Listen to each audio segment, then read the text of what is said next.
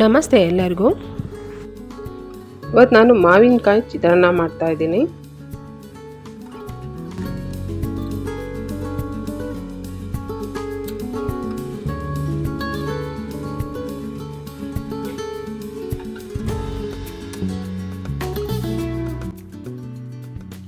ಮಾವಿನಕಾಯಿ ಚಿತ್ರಾನ್ನ ಮಾಡೋದಕ್ಕೆ ನಾನೊಂದು ಬಾಣಲೆ ತೊಗೊಂಡಿದ್ದೀನಿ. ಬಾಣಲೆಯಲ್ಲಿ ಎಣ್ಣೆ ಹಾಕ್ತಾ ಇದ್ದೀನಿ. ಎಣ್ಣೆ ಬಿಸಿ ಆದಮೇಲೆ ಸಾಸಿವೆ ಹಾಕಿ, ಸಾಸಿವೆ ಸಿಡಿತಾ ಇರುವಾಗ ನಾನು ಕಡಲೆ ಬೀಜ ಹಾಕ್ತಾಯಿದ್ದೀನಿ. ನಾನು ಕಡಲೆ ಬೀಜ ಸ್ವಲ್ಪ ಜಾಸ್ತಿನೇ ಹಾಕ್ತೀನಿ, ನೀವು ಬೇಕಿದ್ರೆ ಸ್ವಲ್ಪ ಕಮ್ಮಿ ಹಾಕ್ಕೋಬೋದು. ಕಡಲೆ ಬೀಜ ಸ್ವಲ್ಪ ಫ್ರೈ ಮಾಡಿ ಆಮೇಲೆ ಕಡಲೆಬೇಳೆ ಮತ್ತು ಉದ್ದಿನಬೇಳೆ ಹಾಕಿ ಅಷ್ಟೂ ಕೆಂಪಾಗೋ ತನಕ ನಾನು ಫ್ರೈ ಮಾಡ್ತೀನಿ.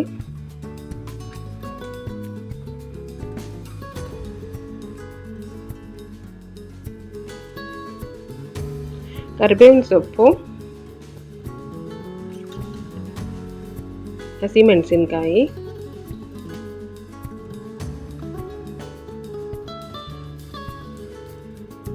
ಅರಿಶಿನ ಪುಡಿ,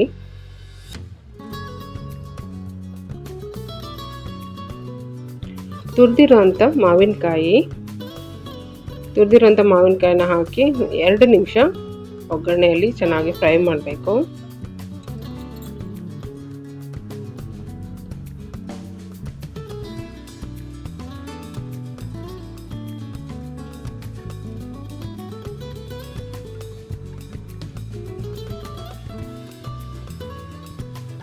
ಕೊತ್ತಂಬರಿ ಸೊಪ್ಪು ನಾನು ಈಗಲೇ ಹಾಕಿ ಫ್ರೈ ಮಾಡ್ತೀನಿ. ನೀವು ಬೇಕಿದ್ರೆ ಕೊನೆಯಲ್ಲಿ ಕೂಡ ಕೊತ್ತಂಬರಿ ಸೊಪ್ಪು ಹಾಕ್ಬೋದು. ಮತ್ತು ಒಗ್ಗರಣೆಗೆ ಎಷ್ಟು ಬೇಕೋ ಅಷ್ಟು ಉಪ್ಪು ಹಾಕ್ತೀನಿ, ಯಾಕೆಂದರೆ ಅನ್ನಕ್ಕೆ ನಾನು ಉಪ್ಪು ಹಾಕಿನೇ ಅನ್ನ ಮಾಡಿರೋದು. ಹಾಗಾಗಿ ಒಗ್ಗರಣೆಗೆ ಎಷ್ಟು ಬೇಕೋ ಅಷ್ಟು ಮಾತ್ರ ಉಪ್ಪು ಹಾಕ್ತೀನಿ. ಈಗ ಒಗ್ಗರಣೆ ರೆಡಿಯಾಗಿದೆ. ಇದಕ್ಕೆ ಬಿಸಿ ಅನ್ನನ ಹಾಕ್ತಾಯಿದ್ದೀನಿ.